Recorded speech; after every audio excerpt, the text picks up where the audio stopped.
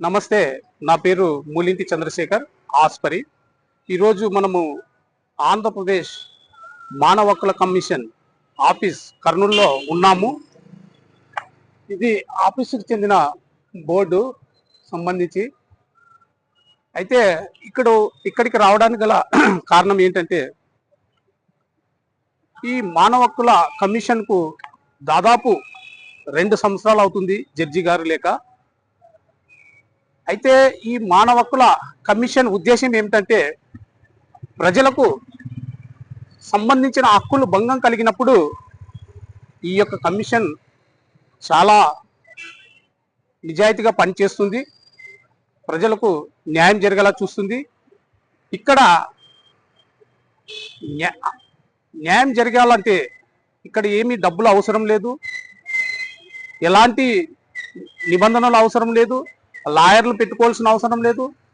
అన్యాయం జరిగిన వారు ఒక తెల్ల పేపర్లో మాకు పలానా అధికారం నుండి ఇలా తప్పు జరిగింది, అన్యాయం జరిగింది అని ఒక తెల్ల పేపర్లో కంప్లైంట్ రాసిస్తే దాదాపు రాష్ట్ర స్థాయి అధికారిని కూడా విచారణ చేసి న్యాయం చేసే ఈ మానవ హక్కుల కమిషన్ ప్రజలకు ఎంతో అవసరము. అలాంటి ఈ మానవ హక్కుల కమిషన్కు దాదాపు 2 సంవత్సరాల నుండి జడ్జి గారు లేక, ప్రజల హక్కులు కాపాడాల్సిన మానవ హక్కుల కమిషనే ఈరోజు దిక్కు దివాణం లేకుండా పోయింది. రోజుకు 20 నుండి 30 ఫిర్యాదులు వస్తున్నాయంట.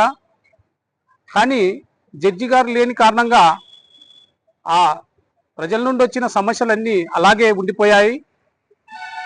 కావున ప్రభుత్వము ఇక్కడ జడ్జి గారిని నియమించాల్సిన అవసరం ఎంతైనా ఉంది.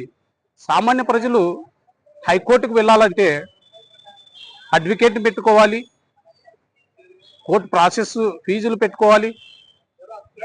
కాబట్టి ఆ హైకోర్టుకు వెళ్ళే స్తోమత లేని నిరుపేదలు ఈ మానవ హక్కుల సంఘాన్ని ఆశ్రయించి న్యాయం పొందుతారు.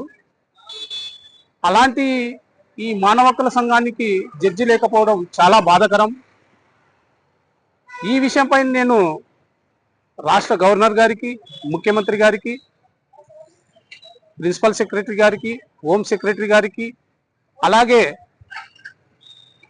జాతీయ మానవ హక్కుల సంఘానికి కూడా లేఖలు రాసి ఈ విషయాన్ని, అంటే ఆంధ్రప్రదేశ్కు మానవ హక్కుల సంఘానికి జడ్జి గారు లేదన్న విషయాన్ని వాళ్ళందరి దృష్టికి తీసుకెళ్లాను. అయినా స్పందన లేదు. అయితే నాకు అనిపిస్తుంది, సామాన్యులు ఈ మానవ హక్కుల సంఘం ఉంటే ప్రభుత్వాలు చేసే తప్పుల్ని ప్రశ్నిస్తారు అనే ఆలోచనతోనే ఇక్కడ జడ్జి గారు నియమించటం లేదనిపిస్తుంది. అలాగే ప్రతిపక్ష నాయకుడు కూడా, అధికార పార్టీ వాళ్ళు మాట్లాడరు, ప్రతిపక్షం వాళ్ళు కూడా ఈ జడ్జి గారు లేని విషయాన్ని కూడా ప్రతిపక్ష నాయకుడు కూడా మాట్లాడటం లేదు. అంటే వీరి ఉద్దేశం ఏంటంటే, ప్రధాన పార్టీల ఉద్దేశం నాకు అనిపిస్తుంది, న్యాయ వ్యవస్థ ఉండరాదా అంటే, మీరు తప్ప ఇక న్యాయ వ్యవస్థ ఉండరాదా అంటే అలా అనిపిస్తుంది నాకు. కారణాలు ఏమైనా ఉండొచ్చు, కానీ 2 సంవత్సరాలు మానవ హక్కుల సంఘానికి జడ్జి లేకపోవడం ఇది చాలా ఒక అన్యాయము. ఈ విషయం పైన ఏ పత్రికలు రాయరు, ఏ నాయకులు మాట్లాడరు. అంటే రాజకీయ నాయకులకు ప్రత్యామ్నాయంగా న్యాయ వ్యవస్థ ఉండరాదనే ఆలోచన కనిపిస్తుంది ఈ రాజకీయ నాయకుల్లో అందరిలోన, ప్రభుత్వానికి, ప్రతిపక్షానికి. కాబట్టి ఇప్పుడైనా ప్రభుత్వం కానీ ప్రతిపక్ష నాయకుడు అందరూ స్పందించి జడ్జి గారిని నియమిస్తారని ఆశిస్తున్నాను. నమస్తే.